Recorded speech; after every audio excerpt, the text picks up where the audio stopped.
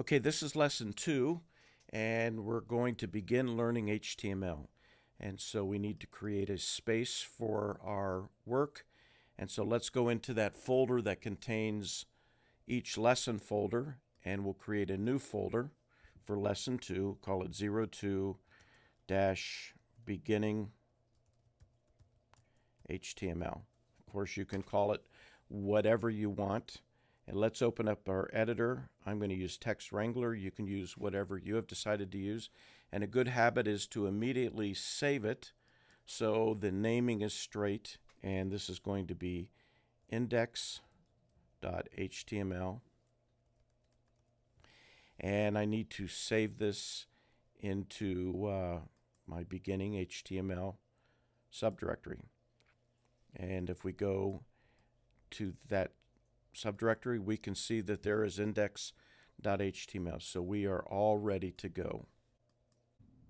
Okay, I want to introduce you to a website that I think is really important, and we're going to reference it many times in this course.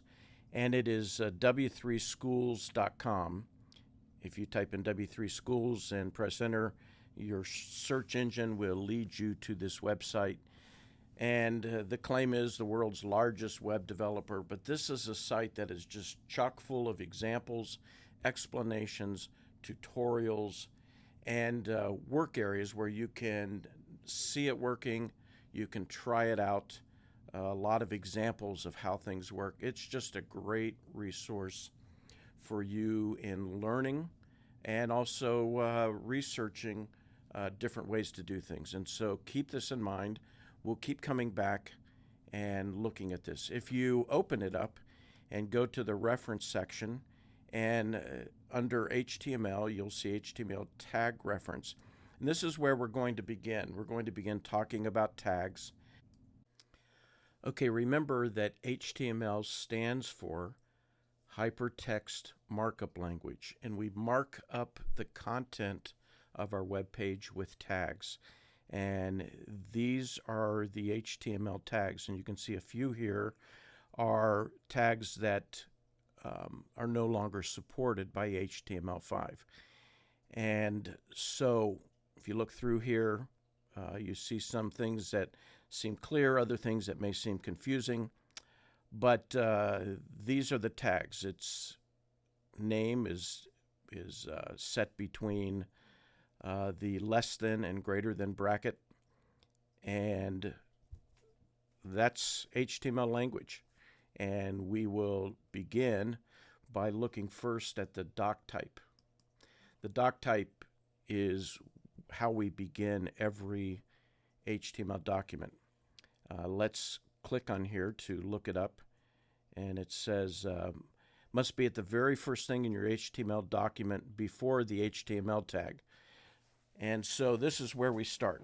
And so if you open up your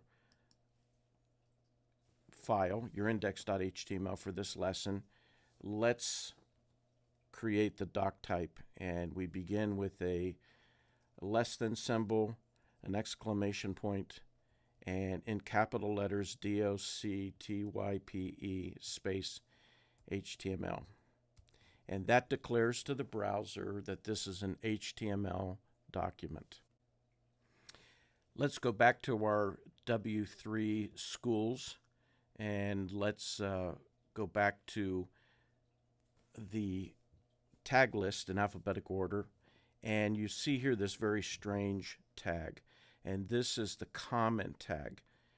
A comment is with the opening tag, exclamation point, 2 dashes, and everything that exists until it comes to 2 more dashes, and the greater than character is a comment. And the browser basically ignores comments. But comments are important for the human programmer and the support person. We can't say enough about comments. We hate to put them in as programmers, and when we're writing a program, we think everything is clear, and how could we ever be confused about this wonderful code that we've written? And we can come back to our own program 6 weeks, 6 months, or 6 years later, and waste a lot of time trying to figure out why we did what we did or even what it does. And so a few comments, well placed, will go miles in helping you down the road in supporting this. Also, as you find a job where you're developing code, comments become very important. We'll have standards. Okay, so let's open up our text editor, and we're going to put in 2 comments. And maybe you want to just add a master comment that you can then copy and paste, especially if you have a number of things you're going to add. And for our purposes, let's just put the project name, and we're going to put 02-beginning HTML. And then let's put our name.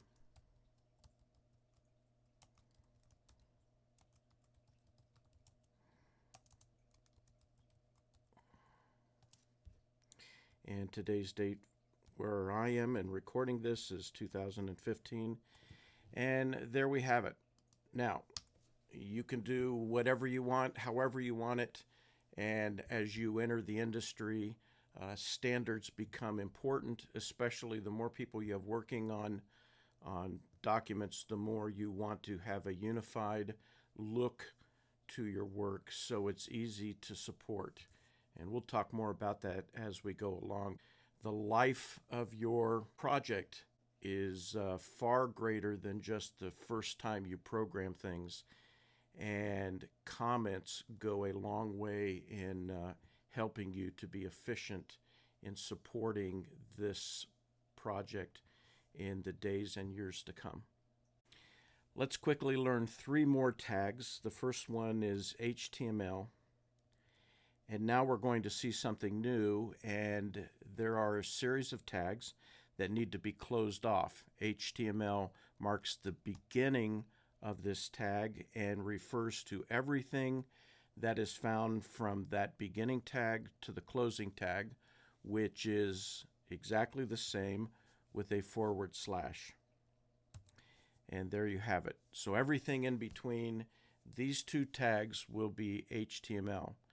Now inside of here, we want to tab over, and the indentation is just for clarity in being able to look at your document and make sense of it. We want to learn the head tag, and we'll close that off. And then the body tag. Sorry about that. And we will close that. Clean it up a little bit. And there we have, in a very simple form, the structure of our web page HTML document. HTML means that everything in between here is going to be HTML information. Everything between the head tags is going to be head information. We'll talk more about that in a lesson to come. And everything between the body tags is the body. The head tag really is more about your document and gives information to the browser about your document. The body tag is where the content of your web page will reside. I think that's it for this lesson, and we'll pick up in the next lesson, continuing our project 02 beginning HTML.